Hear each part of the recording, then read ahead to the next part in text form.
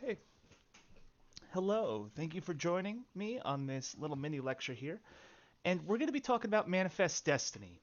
We're going to be talking about westward expansion by the United States of America out onto Native American territory. This painting, called American Progress, painted in the 1870s, is a good illustration of the American point of view of how they viewed manifest destiny.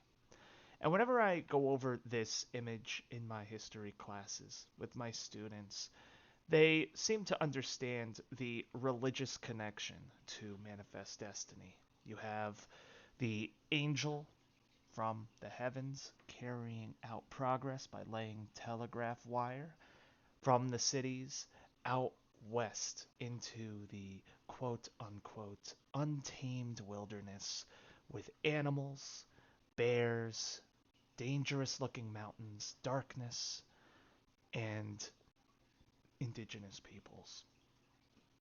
And just following this leading angel, are white settlers eager to bring the light of the right side of the painting from sea to shining sea. Now, you could stare this painting down and study it for hours if you'd really like, but I want to lead us into manifest destiny and westward expansion. Uh, Beyond this painting, I want to give some specific historical examples of what this looked like in real life and how westward expansion was done here in the United States and how Native Americans were impacted by that. So, as I mentioned, this lecture covers westward expansion of the early United States. A major change over time in U.S. patterns of westward expansion was now that the federal government was carrying out national policies to remove Native Americans from their lands. Prior to the 1800s, England was very restrictive of the colonies and their desire to expand west. By the 1800s, the federal government supported this conquest. Why? Number one, the slave economies of the cotton producing South needed more territory to facilitate the generation of wealth. Number two, land acquisition allowed for the ownership of more territory that is rich in resources. And number three, the Doctrine of Discovery from 1455 became codified into U.S. law through ideologies of white Christian nationalism. Western expansion took many forms, from the Louisiana Purchase to white settlers illegally crossing the border into Mexico or Texas in the 1830s, and the Mexican-American War of the 1840s. Large tracts of land were acquired by the federal government and individual settler communities. This mini lecture, however, focuses on the acquisition of Native American land. You'll learn how it was justified, codified into national policy through U.S. institutions, and how Native Americans fought back. This painting that you see here is of Davy Crockett. He was a U.S. government official who joined many white settlers as they illegally entered Mexico. Despite Mexico's 1830 law that their government passed strengthening their borders from illegal immigration from the United States, settlers kept pouring in with their slaves. In March 1836, Mexico enforced this law through military force and defeated a force of American settlers at the Battle of the Alamo. Davy Crockett, along with every other defender, was killed in the fighting. The Doctrine of Discovery, the 1400s. This topic cannot be discussed without understanding the Catholic Church's Doctrine of Discovery from the 1400s. It would set the pace for U.S. indigenous relations continuing to this day. Understanding the complexities of this new colonial relationship with Native Americans is crucial to interpreting American history. Although there are various relationships between European colonizers from the 15th century to the 18th century, one prevailing model best exemplifies the one chosen by the United States. This relationship can be characterized by the doctrine of discovery. The doctrine of discovery originates from the implementation of papal bulls within the Catholic Church throughout the 15th century, allowing for the conquest of land inhabited by, quote, infidels. According to the Upstander Project, there were two major papal bulls in the 15th century that laid the groundwork for the doctrine of discovery. Number 1, Romanus Pontifex in 1455. Pope Nicholas V allows Portugal to gain a monopoly of West African trade networks as well as, quote, authorizing the enslavement of local peoples. So in this pontifex, Pope Nicholas V ordered Portugal to, quote, invade, search out, capture, vanquish, and subdue all Saracens and pagans whatsoever, and other enemies of Christ wheresoever placed, and the kingdoms, dukedoms, principalities, dominions, possessions, and all movable and immovable goods whatsoever held and possessed by them, and to reduce their persons to perpetual slavery, and to apply appropriate to himself and his successors the kingdoms, dukedoms, counties, principalities, dominions, possessions, and goods, and to convert them to his and their use and profit. End quote. The second papal bull is the In Caetera of 1493. Pope Alexander VI allowed for Christians to claim the newly discovered lands and use the same powers granted to Portugal. He's talking about the Spanish year, remember? Think of the year 1493.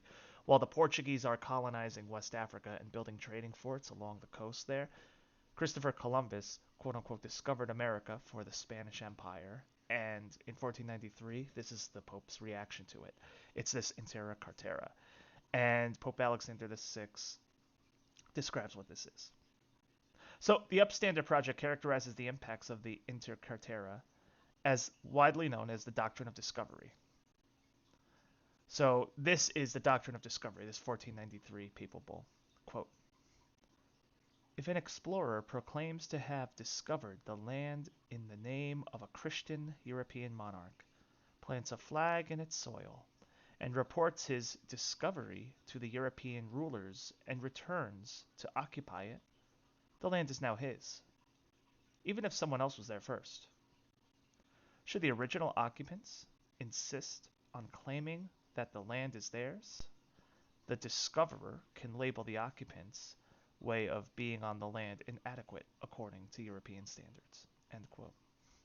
Now that was a description of the Doctrine of Discovery by the Upstander Project, but nonetheless, it dates back to an ancient Roman law called terra nullius, which favors the conqueror and gives land away from the native to the conqueror.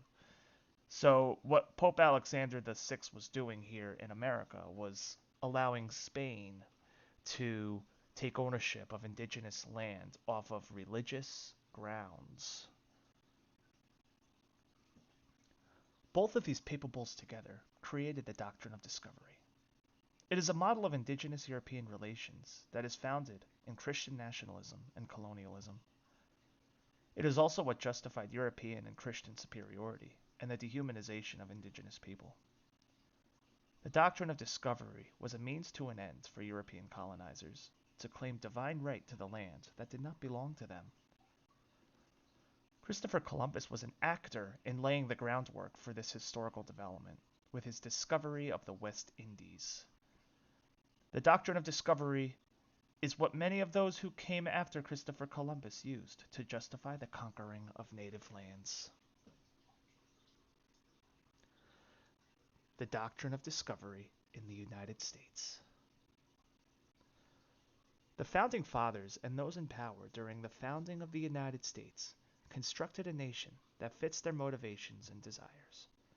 Namely, they wanted to expand the borders of the United States to acquire more land. Property was a metric of wealth during early America because it allowed for the production of capital. The American dream revolved around the idea of land ownership. Therefore, the Doctrine of Discovery was implemented as the official federal and legal method of land acquisition since the 18th century. The American flavor of this doctrine utilized Christian and white nationalism to achieve the goals of land acquisition. Those in power within the early United States were white landowning Christian men. The many colonial institutions like religion, the military, the courts, Congress, the Senate, state and local governments, and the executive branch were dominated by white Christian men. Therefore, the policies of expansion, land acquisition, and enforcing this land acquisition was heavily informed by racial and sectarian worldviews. Continuities still exist in contemporary politics and law. The state's preference towards the generation of private capital, through the forms of historical plantation owners to present-day corporations, still dictate the doctrine of discovery over Native Americans. The United States and its relationship with Native Americans is informed by this idea of manifest destiny. Since the era of Bacon's Rebellion in the 13 colonies, there has always been a European desire to push west and take indigenous land. This can be seen in the founding documents of the United States, just 30 lines down from the infamous lines defending natural laws of life, liberty, and the pursuit of happiness, is the specific grievance against the King of Great Britain. Quote, "He has excited domestic insurrections among us, and has endeavored to bring on the inhabitants of our frontiers the merciless Indian savages, whose known rule of warfare is an undistinguished destruction of all ages, sexes, and conditions." End quote. The depiction of Native Americans as merciless savages and the, quote, "destruction of all ages" is a dehumanizing one tied to the land in the Declaration of Independence. When discussing the founding of the United States, an important theme to address is the expansion of its borders onto Native American land and how Native Americans are viewed. The doctrine of discovery and its white Christian nationalism will be a moral and legal precedent for Americans of European descent and their views towards Native Americans. Legal precedent. In Johnson versus McIntosh in 1823, a famous Supreme Court case, the doctrine of discovery became the legal precedent for expansion. Thomas Johnson purchased land in modern-day Illinois from the Piankashaw Nation of the 1770s. After the U.S. gained independence from Britain, the Piankashaw sold the same land to the U.S. government. The U.S. government then sold it to William McIntosh. Johnson and McIntosh had a land dispute, and it eventually reached the U.S. Supreme Court. Court justices used the doctrine of discovery from 1493 to make their ruling. In a 2011 Seattle University Law Review, Blake A. Watson describes the Supreme Court's use of the doctrine of discovery. Quote, "To resolve this dispute, Marshall set forth the American version of the doctrine of discovery and denied the right of Indians to convey legal title to the lands they occupy. Quote, they were admitted to be the rightful occupants of the soil with a legal as well as a just claim to retain possession of it. But their rights to complete sovereignty as independent nations were necessarily diminished, and their power to dispose of the soil at their own will, to whomsoever they pleased, was denied by the original fundamental principle that discovery gave exclusive title to those who made it." End quote. Given the context of the age of exploration, the discovery Marshall refers to is that of Christopher Columbus in 1492. The papal bull from 1493 was the, quote, "fundamental principle" that, quote, "gave exclusive title to those who made it," end quote. That exclusive title was Christianity's divine right over this land for conquering Europeans of the faith. The principle of Christian nationalism and its neglect of indigenous rights became the legal doctrine of the United States. In this same year, in 1823, President James Monroe passed his, quote, "Monroe Doctrine." This doctrine calls for the West and Latin America to be in the dominion of the United States. Therefore, European monarchs should not encroach on land that the U.S. has claimed for itself.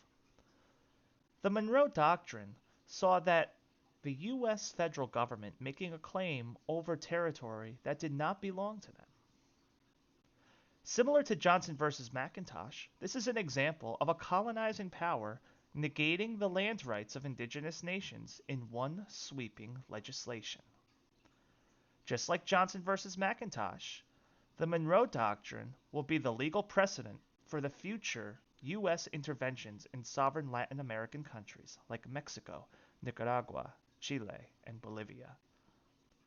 The Cold War era expansionism and CIA-led coups of democratically elected governments like that of Chile in 1973 or of Honduras in 2009 is directly related to the Monroe Doctrine.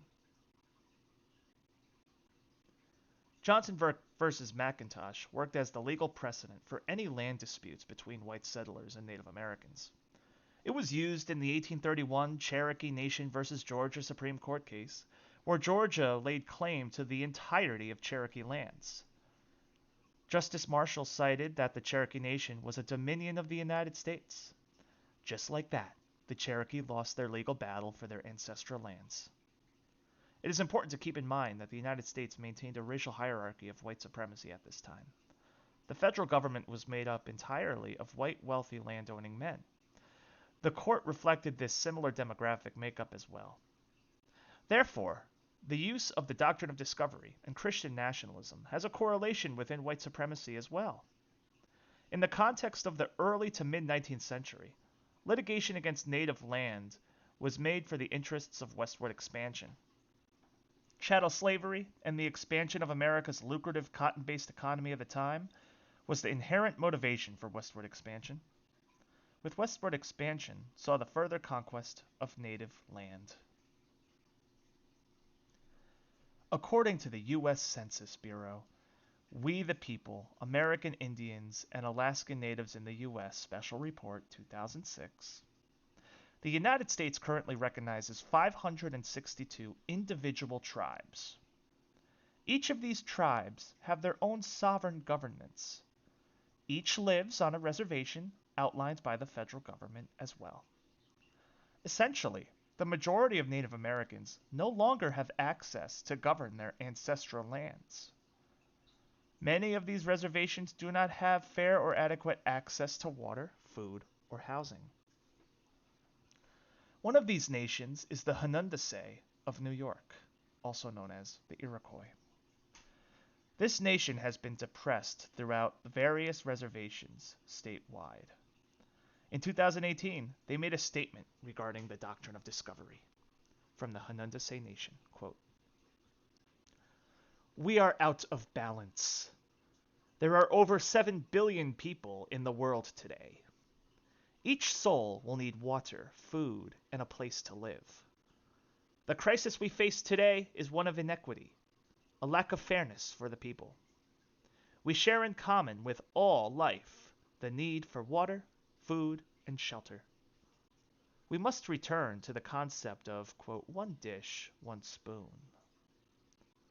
Of all the uncertainties in our lives today, there is one certainty that is. Our fate as nations and peoples is in our own hands. Our conduct will determine what happens to us. At the end of the day, we will continue on a good life or suffer the consequences of wrong decisions." End quote. Furthermore, the United Church of Christ compiled an explanation for why the Doctrine of Discovery still matters. Quote, In the 21st century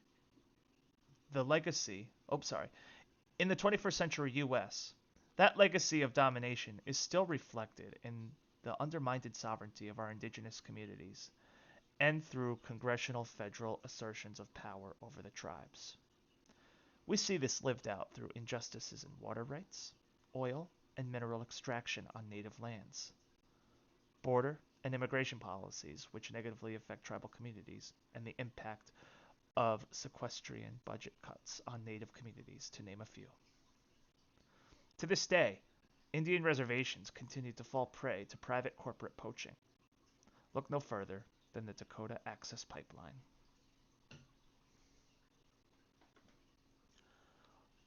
Moral precedent. So now that we talked about the legal precedent of how the Doctrine of Discovery was legally codified into the United States, let's talk about how a sense of moral imperative was thrown into there, how morality was used to justify the acquisition of native land. So during this era, the 1800s, the Second Great Awakening was occurring. This was an era of Christian revivalism. Sects of Christianity formed throughout the United States because the country became a welcoming place for Christians to dive deeper into ecumenical understandings of the faith. In Western New York, for example, the emergence of new faiths such as Mormonism, Seventh-day Adventists, Church of Christ, the Shakers, Jehovah's Witnesses, Millerites, and the Oneida Society, and the International Bible Students were all founded in the first half of the 1800s. In a nation that tolerates and upholds Christianity, it is not a surprise to see an abundance of religious movements crystallize within the first decades of the nation's founding. Some of these sects take the idea of Christian nationalism quite literally and attempt to break away and form their own theocratic states. The Mormon Church's attempt to build Zion in Nauvoo, Illinois, then later Salt Lake City, are microcosms of the United States' beliefs towards Christianity and citizenship.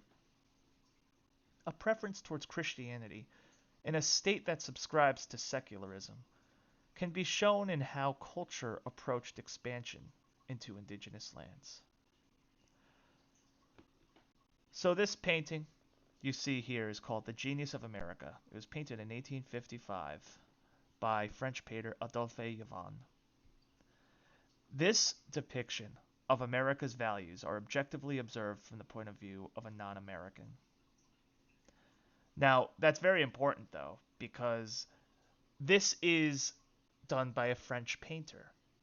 And when looking at the United States at this time and the culture that the United States is like emanating at this point, this French author, this painter, this outside influencer, viewed America in this light. This is what America was kind of emulating here.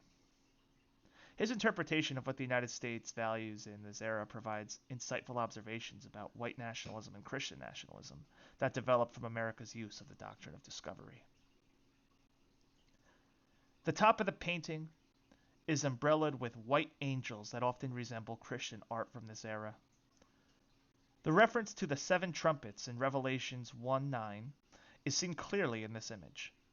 It is often interpreted as an event in the Christian rapture, once Jesus returns to earth. The choice to incorporate that in this painting about the United States suggests that the United States is a Christian Zion. A bust of George Washington stands side by side with these angels, referring to the great statesman who resides in heaven.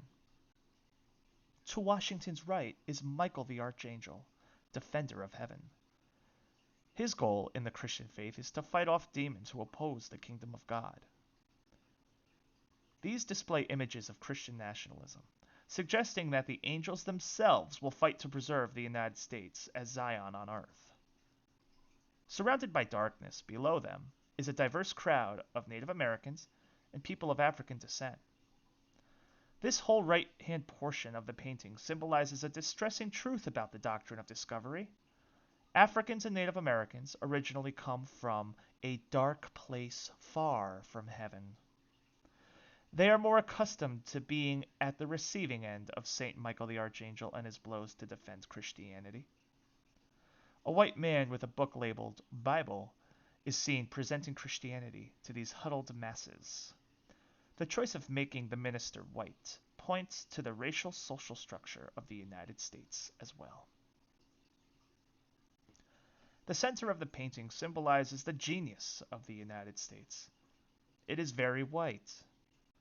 The babies at the foreground symbolize the future generations of white children, controlling various institutions with their innate genius. One holds the symbol of health and medicine. Another carries a painter's palette board, suggesting the superiority of whites in the field of art. One holds a book, symbolizing the institution of education, knowledge, and learning. Although the artist implies that America allows people of color to access the freedom and genius of the center, it is only the white population who can truly lead by example. The presentation of Greek and Roman gods in the center as well speaks to a common argument fostered by white nationalists. The claim often argues that the United States has a direct linear connection to the great ancient empires of Rome and Greece. Drawing upon their wisdom and strength, whiteness is upheld as the passing trait or echo of these long lost but powerful empires. This interpretation truly ignores the cosmopolitan and multi-ethnic nature of Greek and Roman empires.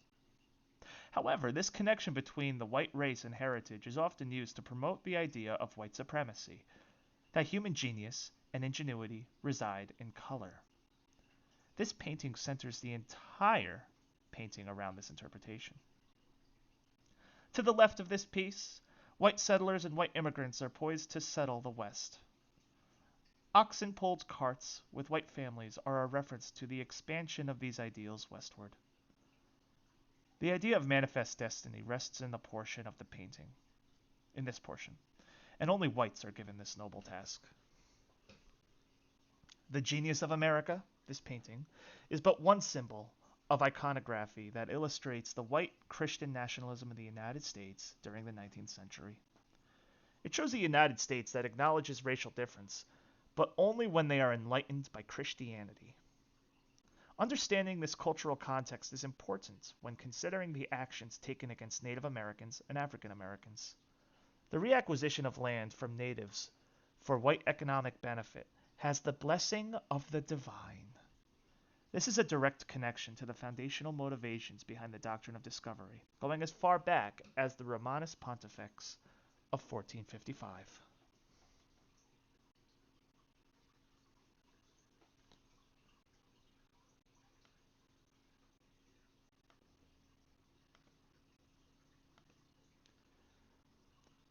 How the Doctrine of Discovery is enforced beyond the court. Violence. We learned about how the legal precedent was created for the Doctrine of Discovery when the United States used this Doctrine of Discovery to support the Supreme Court case of Johnson versus McIntosh. We also learned about the moral precedents of how Christianity was infused in making westward expansion look like a positive thing towards advancing the white race, civilization, and Christianity, carrying out God's will in their minds. But now we're going to talk about violence. We're going to talk about how, yes, we have the legal and moral precedents set in stone for allowing manifest destiny to occur. But what about the actual manifest destiny? Because Native Americans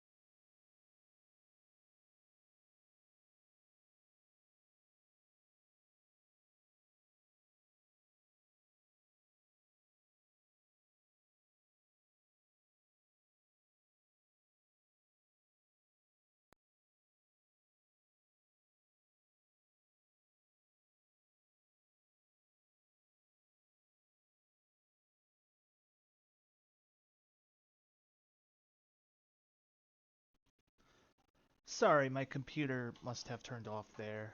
Let me just get back to this.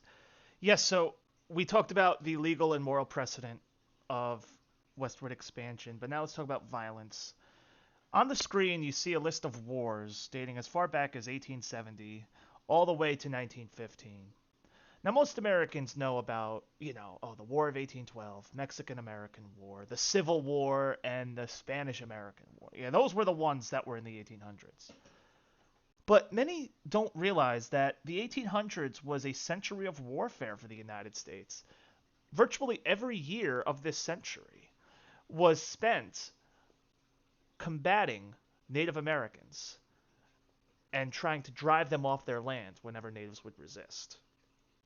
So we are going to explore this topic because the way in which the United States goes about their violent expansion is going to have dramatic consequences on Native Americans, and it's going to embolden white nationalism and Christian nationalism in the United States.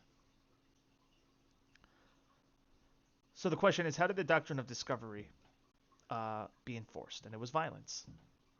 When Native Americans refused to accept the legality of the American Doctrine of Discovery, they were often met with forms of violence to enforce white Christian control over their land. The use of state violence has been a mechanism to enforce the theft of indigenous land. An analysis of this state violence illustrates how the Doctrine of Discovery manifests itself through Christian nationalism and white nationalism. Christian nationalism emerges through the state's disregard towards protecting native sacred sites and the interests of economic advantages. It also allows for the commodification of the dead. White nationalism shows itself through the disregard of the personal autonomy of individuals of color and where they can live or how they use the land. In other words, the economic aspiration of whites are given more priority than that of people of color. Both forms of nationalism together bring about long periods of conflict that help us characterize contemporary issues we see today. Through an analysis of the Second Seminole War from 1835 to 1842, the historical trends discussed above will be illustrated and used to make comparisons to contemporary relations with Native Americans and the U.S. government. Mark Charles published a thesis in the Levin Journal in 2016 called The Doctrine of Discovery, War and the Myth of America. In it, he highlighted the fact that the United States was not only engaged in legal battles for native land in the 19th century, in fact, they were in a physical battle for the territory. As I mentioned earlier, for almost the entirety of the 19th century, the United States was at war with indigenous nations who did not accept legal or moral domination over their states. Charles compiled a list of these wars to help illustrate the scope of the Doctrine of Discovery. Each of these conflicts were caused when the United States enforced the Doctrine of Discovery against natives who refused to submit. Analyzing any of these wars could provide a valuable insight on how this Christian nationalist and white supremacist relationship was forced upon Native Americans. The Seminole War of 1835-1842 is a good case study to analyze this because it occurs after the legal precedent of the Doctrine of Discovery when it was implemented in Johnson versus McIntosh in 1823. The Second Seminole War was conducted by the U.S. government because they desired to forcefully relocate black Seminoles and Seminoles out of central Florida and to the Creek Reservation in central Mississippi. For some historical context, the U.S. was expanding westward for economic reasons. The economy of the United States was heavily influenced by the expansion of cotton in the 1820s. Land was needed to expand this economy, so slave-based plantations could be expanded west. The Mexican-American War was brewing, and white settlers were introducing slavery into Texas to steal Mexican and indigenous land. So this map below could help us understand this a bit more. Notice how westward expansion primarily occurred in the years before the Civil War, 1800 to 1860. This land was legally acquired by the U.S. through federal courts. Their use of Doctrine of Discovery did this. However, it was a long process throughout the entire 19th century for the federal government to violently conquer the land. Seminole-controlled Florida was a problem for this endeavor. The Seminole Nation was a unique synthesis of escaped slave Maroons and surviving Native Americans. Slaves from the southern cotton plantations from Georgia fled to Florida because it was a haven for marooned slaves. The first Seminole War between the U.S. federal government and Florida Seminoles was in 1817 to 1818, and it saw Florida transfer from a Spanish colony into a U.S. territory. Seminoles were forced to move to a reservation in central Florida for losing the war against U.S. expansion.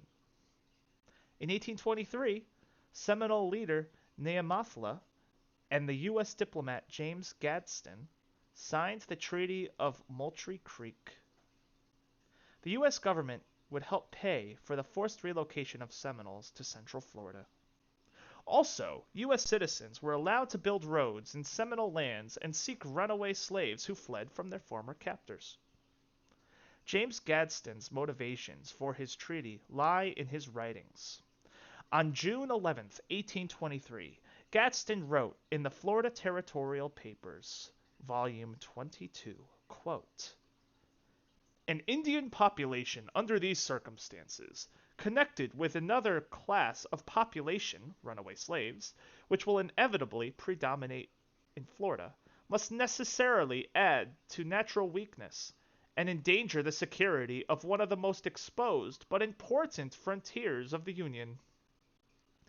It is useless, therefore, to enlarge on the policy of removing a class of savages from where they may prove dangerous to where they would be comparatively harmless." End quote. The Doctrine of Discovery dictates that natives have no claim to their land and that it belongs to white Christians. The United States and Gadsden, who both adopted this method of colonization, treat Native Americans and black Seminoles as people who could be removed from a territory for the purposes of security. The implication of this sentiment point towards a United States founded on white supremacist ideals. The Christian zeal and nationalism from the Doctrine of Discovery motivates the feelings of superiority and entitlement to Florida. These themes of white Christian nationalism present in the Doctrine of Discovery will become a consistent theme in U.S. history through westward expansion. The Moultrie Creek Treaty was not really followed, and more escaped slaves fled to the Seminole Reservation. Africans and natives were using their own agency to promote their sovereignty over Florida by simply existing. Seminoles grew larger in strength due to their acceptance of maroon slave colonies. By 1830, the first Seminole War veteran, Andrew Jackson, was president. He signed the Indian Removal Act of 1830, forcing the removal of all natives to the west of the Mississippi River. It was in this time we saw the use of Johnson versus McIntosh to justify U.S. expansion in the courts. Florida, Georgia, Alabama, Mississippi, Tennessee, the Carolinas, and Kentucky were all going to be open for white settlement and cotton plantations. This was the context behind the Cherokee Nation versus Georgia Supreme Court case in 1831. In Florida, the Seminoles were a threat to a white supremacist state that instituted chattel slavery. U.S. diplomat Gadsden negotiated a treaty with the Seminoles. In it, Seminoles were given 3 years to relocate west of the Mississippi and share land with the Creek Nation. The treaty also made all of those of African descent remain in Florida to return to slavery. U.S. troops came down to Florida in 1833 to enforce this treaty at gunpoint at Fort Gibson, Florida. Osceola was a Seminole war chief, born in modern-day Alabama, who led the resistance against the United States. He tried at first to work with U.S. officials peacefully. He worked with Indian agent William Thompson very often. They developed a good relationship. As a gesture of respect, Thompson even presented Osceola with a rifle. However, the relationship deteriorated when the Indian Removal Act was passed. When Thompson tried to enforce a rule stating that anyone of African ancestry could not own a gun, Osceola engaged in screaming matches with Thompson. Once Osceola was even arrested and thrown into Fort King prison. In prison, Osceola signed the treaty, forcing him to comply with the forced relocation of his people west. General Clinch of the U.S. Army stationed in Florida expressed the rationale to use force against Seminoles like Osceola, who resisted U.S. expansion and their Doctrine of Discovery. General Clinch of the U.S. Army station wrote, quote, "The more I see of this tribe of Indians, the more I am fully convinced that they will not the least intention of fulfilling their treaty stipulations, unless compelled to do so by a stronger force than mere words. Their minds have been completely prevented by a set of interested and designing men that no argument or reasoning will have the least influence with them, except the argument of force, and if a sufficient military force to overawe them is not sent to their nation, they will not be removed, and the whole frontier may be laid waste by a combination of Indians, Indian Negroes, and the Negroes on the plantations." End quote.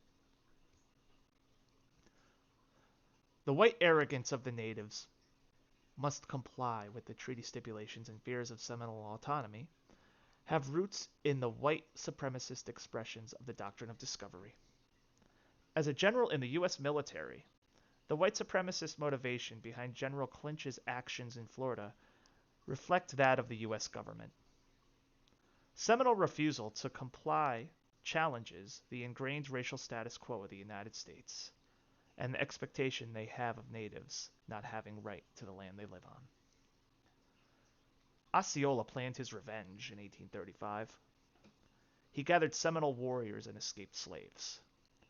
In a planned ambush of U.S. soldiers outside of Fort King, Osceola's troops massacred over 100 U.S. soldiers. This was known as the Dade Massacre. Moving on to Fort King, Osceola personally killed Agent Thompson with the very gun he was gifted by him. In the next 2 years, Osceola's Seminole rebels launched a guerrilla war against the United States. This is what is known as the Second Seminole War. Osceola's troops burned down plantations, rescued the enslaved, and destroyed roads and buildings built by white settlers of Florida who moved in after the First Seminole War. General Jessup of the United States was ordered to crush the resistance. As U.S. soldiers pushed deeper into Florida, the guerrilla fighting grew total. Both sides participated in scalping and mutilation of the dead and dying. U.S. soldiers collected scalps of black Seminole and Seminole rebels. Cameron Strang of the Klug Institute published findings on the violence seen in the war in his, quote, "Violence, Ethnicity, and Human Remains During the Second Seminole War" book, published in the Journal of American History in March 2014. In it, Jason Steinhauer of the Library of Congress characterizes his interpretation of violence. During this time this war was raging, a new form of racial pseudoscience was developing called phrenology. The size and shapes of skulls were used to determine the, quote, "innate racial superiority or inferiority of people." This is an image of a phrenologist's analysis of Black Hawk's skull. Black Hawk was the chief of the Sauk Nation in modern-day Illinois and Iowa. Like Osceola, he led a violent resistance movement against U.S. expansion in 1832. Fun fact, Abraham Lincoln was actually a U.S. soldier in this war fighting against Black Hawk. Notice how the mutilations of native peoples and the denial of a ritualistic burial was used to defend racial science that promoted white supremacist ideology. Hundreds of skulls belonging to Seminole rebels were collected during this war by U.S. soldiers, were sent to universities in the United States to be analyzed by these race scientists, phrenologists. Strang wrote how phrenologists collectively classified these skulls. Quote, Seminoles were a unified ethnic group that lacked meaningful attachments to Florida and whose brains were so geared towards violence that their extermination seemed inevitable. End quote. The language of the Doctrine of Discovery's white nationalism reads well in the quote. Particularly, the phrenologists claim that Florida did not belong to the Seminole due to their skull shape. The violent caricatures of the Seminole people are very ironic, considering that the phrenologists were given these skulls to analyze by U.S. soldiers who mutilated the dead. The Doctrine of Discovery and its white nationalist overtones in the United States contributed to the problematic commodification of Native American bodies, grave sites, and how their dead are handled. An example of this in modern day is seen on the Mexican border. Former President Trump's wall is proposed to be built over Native American burial grounds and sacred sites. In February 2020, the Otoham tribe of the Apache Nation has their sacred land dynamited to make room for the wall. This is reminiscent of American fears of Trump threatening to blow up Iranian cultural sites in January 2020.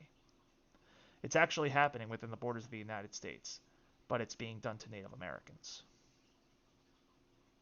So, Strang continued to examine the level of violence in the conflict of the Second Seminole War. For example, Osceola was eventually captured during a white flag truce and murdered by General Jessup. Osceola's head was removed by Dr. Whedon right after his death in 1837 and preserved. Dr. Whedon put his head on a stick and used it to discipline children.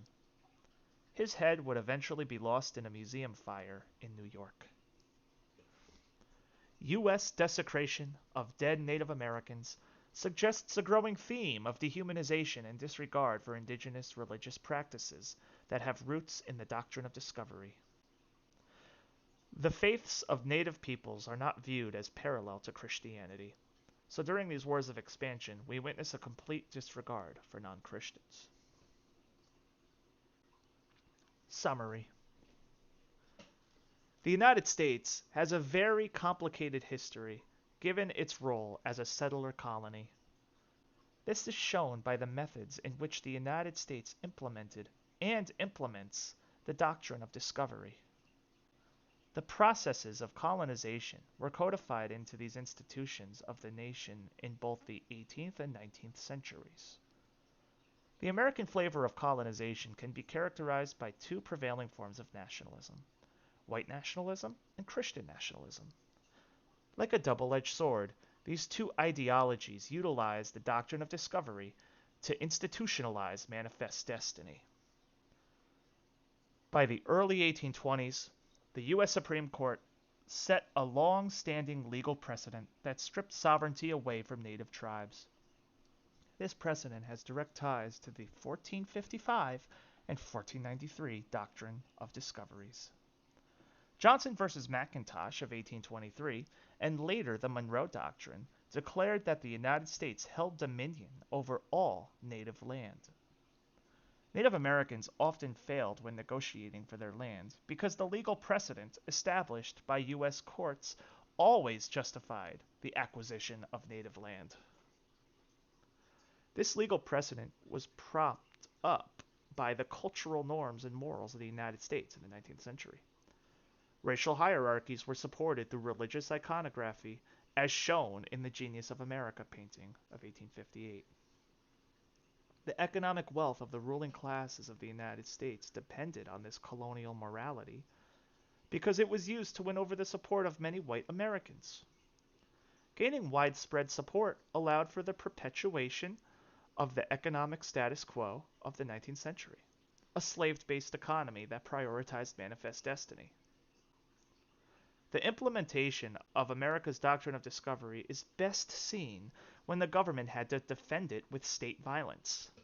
In the 19th century, the 19th century was an era of constant warfare between an expanding U.S. government versus native tribes that refused to comply with manifest destiny.